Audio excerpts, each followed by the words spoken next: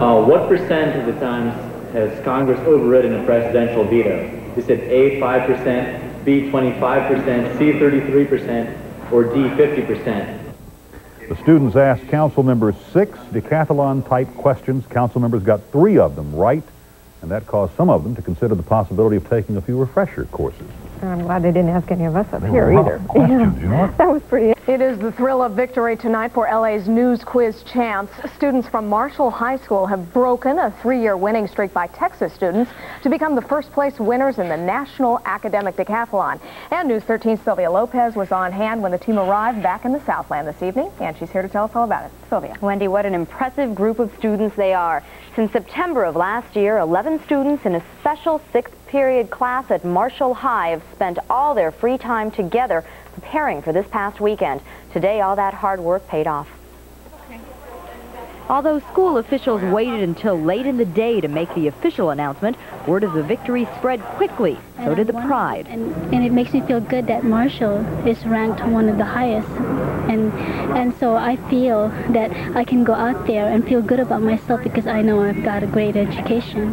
By the time the plane carrying the team members arrived in Burbank this evening, about 100 students, teachers, and parents were ready to congratulate them.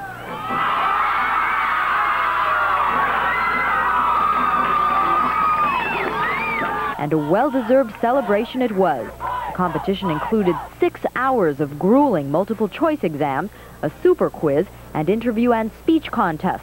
Marshall's David Flory scored more points than any other student in the competition. I psyched myself up pretty much for the test, and I was almost psychotic when I attacked those tests. So it took a little while to come down from that and be a normal human being again. Ethan McKinney gave his secret for winning. It was hard work and clean living, and lots and lots of hard work. They worked 16, 17 hours a day. Studied till 1 in the morning.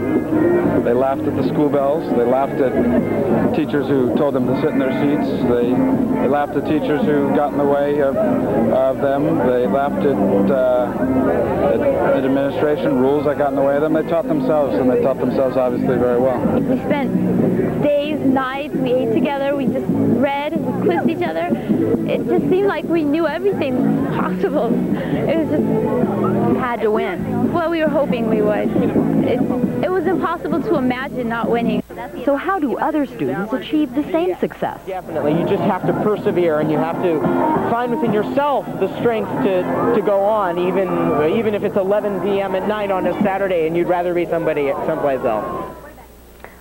For all their efforts, 4 of the Marshall students will get scholarships, and offers are coming in to help pay for college educations for other team members. What makes this victory so sweet is that John Marshall is an inner-city, ethnically mixed school.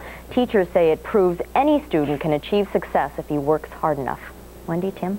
You know, Sylvia, that one teacher that you interviewed was very modest and everything, but how much of this do you think is attributable to good teachers? Well, students at least and parents that we talked to said that a lot of it had to do with the teachers. The teachers put in a lot of hard work.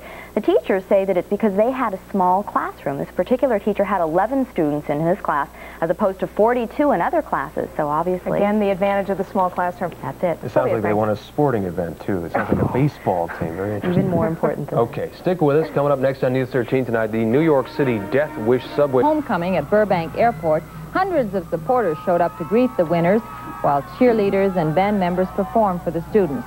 This is the first time since 1983 that a team outside the state of Texas has won. Marshall High competed against 38 other schools throughout the nation. The students were tested in several areas, including math and science. Good for them. And Harold, to the students of Marshall High in Los Angeles, it's the World Series, the Super Bowl, and the America's Cup all wrapped into one. Their team won the U.S. Academic Decathlon in Texas, and tonight the 6 whiz kids returned home. Larry Carroll reports from Burbank Airport. Tonight, a Cinderella team from an inner-city high school where 80% of the students learned English as a second language brought home the national title to a hero's welcome. We have studied so hard and we had learned so much that the rewards that we've gained purely from an academic standpoint are probably greater than the trophies, but they don't hurt either. And it also shows that the teachers are really doing their job, that they aren't just leeches on society, which a lot of people seem to think they are. And the truth is that without our teachers, we would not have been able to do this. This title means more to the students I talked to than any athletic championship. David Flory, a C student on the team, not only aced the super quiz, the contest's biggest challenge, but was the overall point leader. Head coach David Tokofsky, who publicly resigned from teaching last week due to financial hardship in a speech before the state legislature, gave credit to his students. That's one thing that teachers have an advantage of over a lot of people in our society. They have the opportunity to see what kids can do if we let them do it. If nothing else, this victory assures that egghead will not be a dirty word at Marshall High School. Larry Carroll, Channel 7 Eyewitness News, reporting. But it also points out a terrible failing in our educational system, and that's exactly the subject of Bill Stout's perspective tonight. Bill? Well, no LA school ever before won a state championship, and these students took the biggest prize of all, the national title. So the whole school turned out to welcome them with cheers and applause and one harsh note of reality. Because, well, school officials praised the team and its coach. LA Superintendent Harry Handler joined in the praise. He was there today at Marshall High.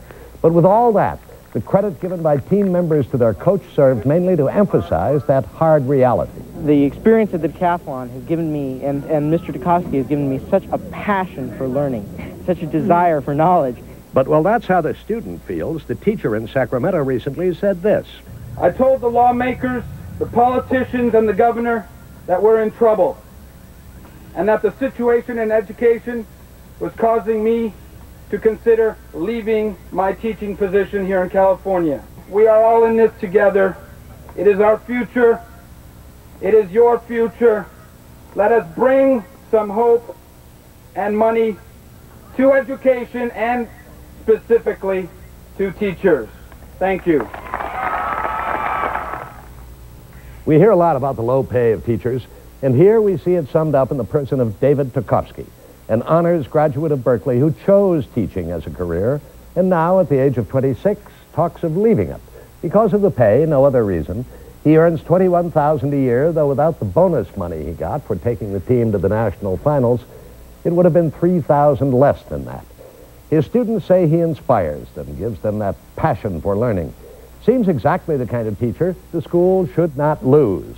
But if the treatment of school teachers is a measure of the soundness of a society, then ours, even with occasional triumphs such as today at Marshall, ours in education is in pretty bad shape.